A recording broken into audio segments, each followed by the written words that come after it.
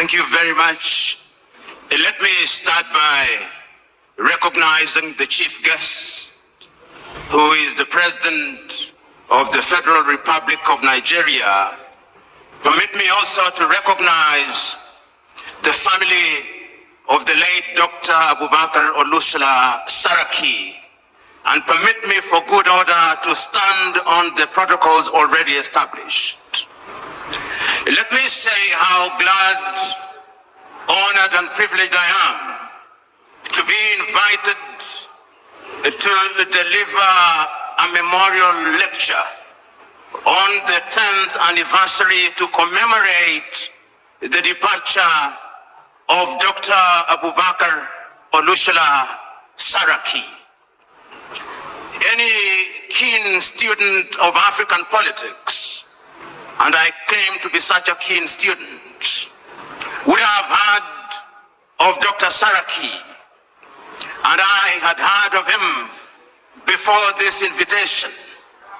I'd also had the honor and privilege of meeting Dr. Bukola Saraki when he was the President of the Senate, and he granted me the opportunity to address the Senate then. That is not to forget that my good friend, Brother Bajamila, also granted me a similar occasion in the House of Representatives. I'm glad to deliver a lecture to memorialize an individual of whom it can be said that he was a colossus who bestrode the Nigerian political terrain and made his contribution in a manner that makes it worthy to be remembered favorably. I say so because there is no shortage of individuals who come and go and their memories are not worth much. We have had the honor and privilege of seeing the snippets of what he did during his lifetime. And if it is true that one is not successful until his successor succeeds, then Dr. Saraki was successful. He was successful because his successors have succeeded and they continue to succeed. If it is true that men and women are recognized for their positive contribution to society, then it is true that Dr. Saraki was a man worthy of celebration. I'm glad to be in your distinguished presence to deliver a lecture in his memory and to have that lecture focus on the critical question of leadership in Africa and the critical question of followership in Africa. And the Africa that I talk about is the post-colonial Africa. The Africa which is now divided into 55 countries with 55 boundaries imposed on her. An Africa which is famous as the cradle of mankind. An Africa which is said to be great in prospect. An Africa about which there is much expectation, but an Africa which continues to punch below her weight. That is the Africa that I will be talking about as I focus on the question of leadership and followership. As I think about that Africa and her leadership and followership, and I think about her often, as all of us should, the words of a book that I read as a youngster come to mind. And any one of us who had the opportunity of reading the book A Tale of Two Cities will remember these words. It was the time, the best of times and the worst of times. It was the age of wisdom and the age of foolishness. It was the epoch of belief and the epoch of incredulity. It was the season of light and the season of darkness. It was the spring of hope and the winter of despair. Those words define the mother continent as we live in her today. Those who commentate about the continent never tire to say that this is a great continent. Those who care about this continent never tire to remember that this continent, divided as she is, has had many leaders. And when I allow my mind to go down memory lane, I can remember so very vividly the immortal words of many great African leaders on the eve of our regaining our independence. And many of us can see pictures of young Africans, whether in Nigeria or Ghana or Algeria or Kenya or Tanzania, celebrating when we regained our independence. And many of us can remember the words that they spoke and the promises that they made. If it was in Nigeria here, you can remember the immortal words about what they would do to Nigeria of Nnamdi Azikiwe. You can remember those words. You can remember the words of Abubakar Tafawa Balewa. You can remember the promises he made. You can remember the erudite words of the Sultan of Sokoto, Ahmadu Bello, and the promises he made, and many others. When they spoke then, those who are young saw in them the similitude of Moses in the Bible. They thought of their leaders and saw their leaders as messiahs who would bedazzle latter-day pharaohs with miracles, who would liberate them from the Egypt of poverty and want, who would cause pillars of fire to stand between them and sorrow and want, who would part the Red Seas of tribalism and ethnicity, who in times of hunger would summon manna and quail from heaven. That is what they thought of their leaders, messiahs. But today, permit me to say, in many African countries they are saying, it was better while we waited. It was better while we waited. There is a sense in which throughout the continent of Africa, there has been disappointment with leaders at all levels. So that when on the eve of independence, we wanted to come home, now that we regained independence, we never tired to see images of our young men and women dying in the Sahara, dying in the Mediterranean Sea, being humiliated at the embassies of the erstwhile colonizers as they seek to leave our countries and the continent. It was better while we waited, they say. Which begs the question, what happened and what is happening? That we have so many individuals who occupy positions of leadership, and yet the biggest deficit is that of leadership in Africa.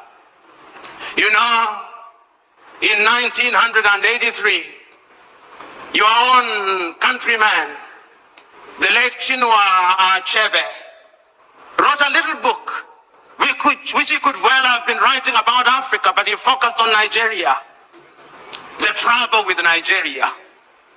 And Chinua, without mincing words, says the trouble with Nigeria is simply and squarely a problem of leadership.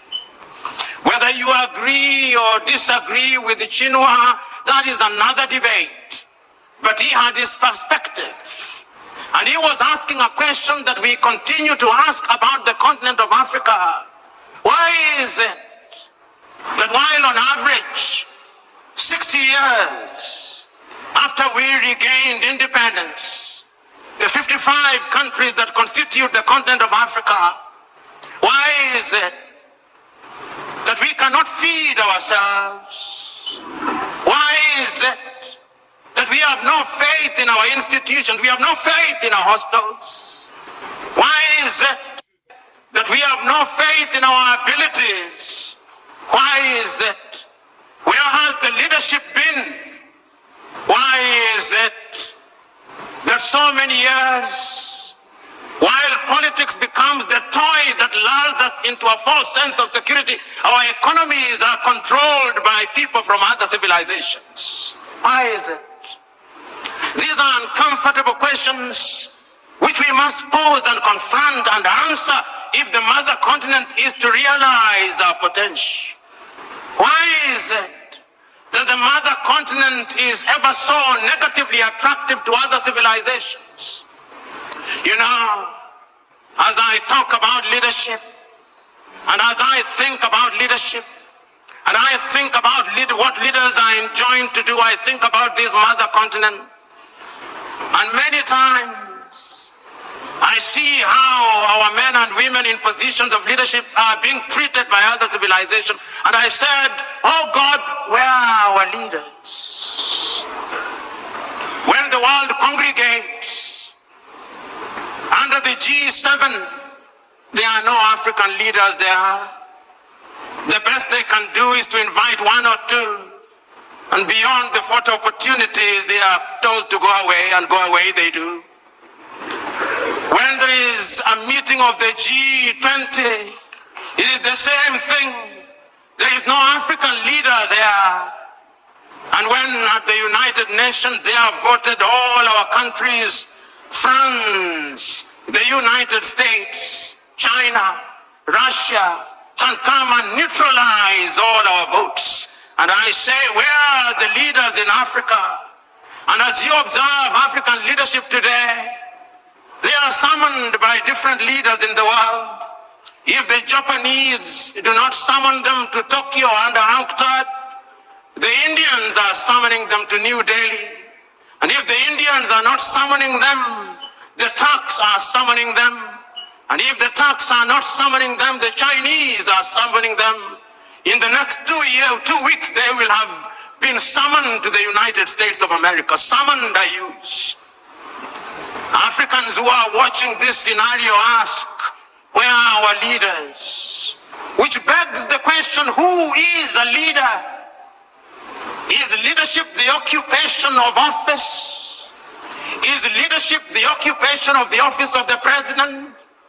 Is it the occupation of the office of a senator or a member of parliament? Or the occupation of these high-sounding positions which gives us honorifics? Is that what leadership is? From where I sit, that is pseudo-leadership. From where I sit, leadership is about service. Leadership is about honor and privilege to serve. That is why I still understand the men of old, the men of wisdom who said, he who is greatest amongst you must be your servant. This is what Africa is asking for. And Africa has been asking this question since she regained her independence. You know, when one is talking about leadership in Africa, one must go into history and ask ourselves, what was leadership before we were rudely disrupted? We had our traditional rulers. How did they govern? For whose benefit did they govern? They are still there, the traditional rulers. How do they fit in the new dispensation? When we regained independence and adopted all these structures from the erstwhile colonizer, what did we expect to deliver? That great American Pan-Africanist John Hendricks Clark says that when Africans regained their independence, not a single one of them re-examined the style of leadership. All of them continued with a mimicry of the leadership that they inherited from the colonizer. And he then delivered this verdict: not a single African country will ever succeed by mimicry. And I want to submit to you that whether one agrees or disagrees with John Henry Clark, one must look at Africa in order to ask ourselves, what is the state of leadership in Africa? And permit me to run you across the continent of Africa, and you will see a continent that is not at ease. The continent is not at ease because the continent is suffering from a deficit of leadership. Look at Africa today. Tell me whether we are at ease in Niger. Tell me whether Mali is settled. Tell me whether there is quiet and calm in Chad. Tell me whether Guinea-Bissau is doing well. Tell me whether the Cameroons are stable. Tell me whether Central African Republic is good. Tell me whether Sudan, South Sudan, Somalia, Ethiopia, Northern Mozambique, and all these countries where there is peace and quiet, whether the sons and daughters of this country, tell me whether even this great Nigeria is at ease. Tell me. The answer is, she is not. And I dare say that as long as Nigeria is not at ease, Africa will never be at ease. If Africa wants to be at ease, Nigeria must be at ease. She is the largest economy in Africa. She has a population of over nearly 200 million people. One in every African is a Nigerian. She is represented in every sector. If you want the best engineers in the continent, they are Nigerians. If you want the best doctors, they are Nigerians. If you want good lawyers, they are Nigerians. If you want good people, they are Nigerians. But also, if you want Yahoo boys, they are Nigerians. Nigeria is a great country. A friend of mine once told me that if you go to any part of the world and you do not find a Nigeria, leave that place, because there is nothing to do there. Nigerians are present everywhere in the world, everywhere in Africa, and Nigeria, I'm told, is a $500 billion economy. Never ever be proud of that, Nigerians. This is an economy that should at least be a $4 trillion GDP economy. Whenever you reach that level, then I'll say Nigeria is doing the right thing. All the ingredients are there. The question is, why is it that she is not realizing our potential? When we talk about leadership, we must ask ourselves, why is it that despite the best intention of the best of us, we do not gain what we desire? You know, I said that when you look at Africa and leadership, you must go back to history. And you ask yourself what the leadership is. And we have looked at Africa that is not at ease. But yet there is a sense in which Africa has had and continues to have men and women of renown. I remember, courtesy of history, when Africa was struggling for independence. I can remember that great meeting in Manchester in the United States of America, the Pan-African meeting. And history tells me that Nigeria was there. Chief Obafemi Awolowo was there in 1945. And I can still remember his words spoken about African unity. I remember that Ghana's Kwame Nkrumah was there. And then we remember how they came back to the continent to lead the continent. And I am still wondering how in those days, without the benefit of the internet, without the benefit of all means of communication that we now have today, that those men and women were able to govern and to galvanize the attention of the continent of Africa for the sake of Africa. They were there throughout. But even prior to that, I can still remember another great African talking about leading Africa out of a state, the great South African Pixley Kaisa Kaseme in 1906 in Columbia in the United States of America, saying Africa must be regenerated. When all these things happened, there were leaders in Africa at that time. And their mandate was cut out for them. Their mandate was to ensure that we broke the colonial chains, and we did. I remember. And many of you here, courtesy of history, will remember many Africans at that time. And if I name them, you will agree with me that they were leaders. How many of you in this assembly will not remember Marcus Garvey and say that he was a leader?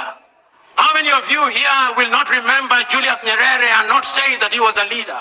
How many of you will remember Kaunda, Amilcar Cabral, Samora, Moises Machel, Agostino Neto, Namdi Azikiwe, Abubakar Tafawa Balewa, Gamal Abdel Nasser, and many others? And remember that they were leaders who did not want to occupy political space because of material aggrandizement. They denied themselves. I so very fondly remember that when Kenneth David Kaunda left office, it was said of him that the only amount of money he had in his account was the equivalent of $5,000. That is what your current politician eats for breakfast. I can remember when Julius Kambarage Nyerere left office after 24 years, the only amount of money that he had in his account was the equivalent of 8,000 United States dollars. That is what your current politician uses for a single visit to a gymnasium. There were leaders who were selfless. They understood that it was an honor and privilege. They sacrificed their lives. They saw their positions of leadership as that of leading their brethren. They did not think that they were superior to the people they led. They thought it was a privilege and that they had the honor, and that because they had that honor, then they had to serve their leaders with distinction, with consistency. They were prepared to be questioned. They did not believe that they had the monopoly of knowledge and wisdom. They were leaders because they were servants. You know, I can still remember Julius Kambarage Nyerere speaking on the 6th day of March 1997 in Accra, Ghana, on the occasion of the 40th anniversary of the independence of Ghana, under the subject, "Without unity, Africa has no future." Mwalimu recounts the history of Africa. He says, when we rose up against the colonialists, our agenda was cut out for us. We, the Africans, had been humiliated in our own lands. Our people had been denied the opportunity to realize their potential. Our mandate was one, to expel the colonizer. We did our bit. We made our mistakes. But who said we were infallible? This struggle is an intergenerational struggle. The next generation after us had the duty to pick up the baton and to run the next leg. The question is, did that generation pick up the baton? Have they run the leg well? The answer, not as well as they should have. Because we must never make the mistake of assuming that African leaders have done nothing. No, that would be too harsh. I think attempts have been made, whether in Nigeria or in different parts of Africa, to liberate ourselves from the chains and sorrows of the colonial project. But remember, as Kwame once said, the colonialist never left. He is alive and well. He still wears different masks.